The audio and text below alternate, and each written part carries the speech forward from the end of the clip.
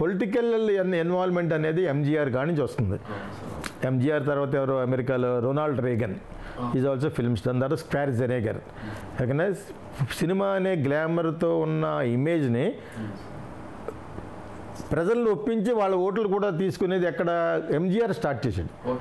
ఈయన మకుటం లేని మహారాజులాగా ఎన్నో సంవత్సరాలు వేయలేడు. ఆయన దగ్గర ఉన్న రైటరే కరుణానిధి. వీళ్ళంతా ఫైనల్గా సినిమాల నుంచి వచ్చిన వాళ్ళే. ఓకే, అలా ఒక తమిళనాడు ఒకటే.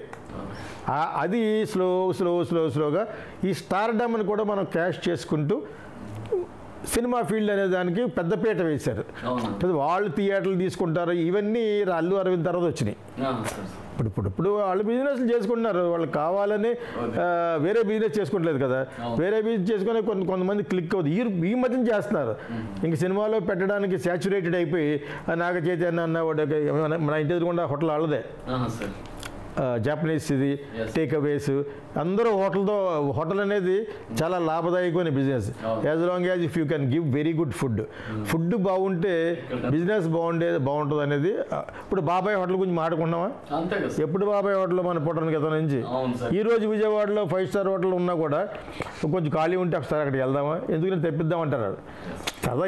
వెళ్తే మనం అక్కడ అది కొంచెం బాగా చేస్తారు ఆయన పోయిన తర్వాత కూడా వెళ్దాం. అటువంటి చాలా వచ్చేసినాయి ఇప్పుడు.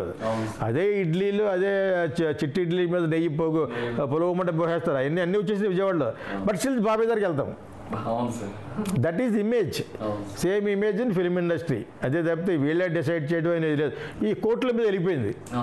ఇప్పుడు నిజంగా లక్షల్లో తీసుకున్న కోదండరావు రెడ్డి వాళ్ళు చాలా బాధపడతారు. ఇప్పుడు అప్పుడు 10 లక్షలు 5 లక్షలు ఇస్తే పెద్ద రెమ్యునరేషన్ అది. ఇప్పుడు 10 కోట్లు.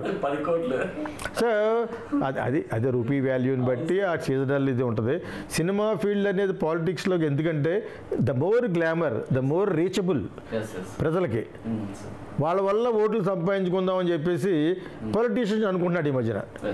అదేంటే వాళ్ళే డైరెక్ట్గా పెట్టేస్తే గొడవ వదిలిపోద్దని చిరంజీవి వచ్చాడు, నిలబెట్టుకోలేకపోయాడు. కానీ రజనీకాంత్ వచ్చాడు. కానీ యాక్చువల్గా అయితే రజనీకాంత్ నిజంగా వచ్చి ఉంటే వీడు తమిళియన్ కాదా అనే పరిస్థితి వస్తుంది. Is not a Tamilian. వాళ్ళకి తమిళ అభిమానం ఎక్కువ. అక్కడికి వాళ్ళకి ఒక శాపం ఏంటంటే ఏ తమిళ వాడు చీఫ్ మినిస్టర్ అవ్వడు. ఎంజీఆర్ మలయాళీ, శ్రీలంక నుంచి వచ్చిన మలయాళీ. ఓకేనా, కరుణానిధి యాక్చువల్ తెలుగు. ఓకేనా, ఒంగోలు నుంచి వెళ్ళారు ఫోర్ ఫాదర్లు.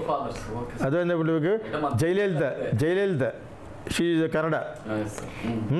అంచేత వాళ్ళకి శాపం ఏంటంటే వాళ్ళు సూపర్ స్టార్ తమిళ ఉన్నాడు, కానీ వాళ్ళకే ఎక్కువ అభిమానం గోకేసుకుంటారు. ఆ భాష అనేది ఎప్పటికీ ఓల్డెస్ట్ భాష. అది ఇన్స్క్రిప్షన్స్ అవన్నీ తమిళ్ ఈజ్ ఓల్డెస్ట్.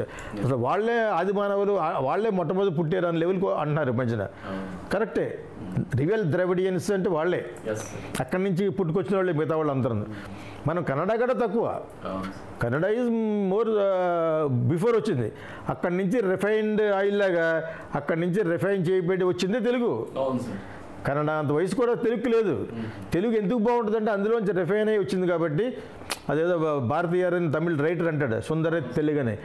తెలుగే మాట్లాడడమే ఇటాలియన్ ఆఫ్ ద ఈస్ట్ అని. పాడుకోవడానికి మాటలు మాట్లాడినా కూడా పాటల్లో ఉండేది తెలుగు. అది లేకపోతే Tamil is the oldest language. అది అంచేత వాళ్ళకి అభిమానం ఉంటుంది. ప్లస్ వాళ్ళకి చాలా ఉక్రోషం వచ్చేస్తుంది తమిళ్ ఏమన్నా అంటేనే. దే ఆర్ వెరీ ప్యాట్రియాటిక్ ఒక విధంగాను. దట్స్ వాట్ ఈస్ హ్యాపెనింగ్ ఈ హిందీ ఫైట్ అంతా. అడగండి.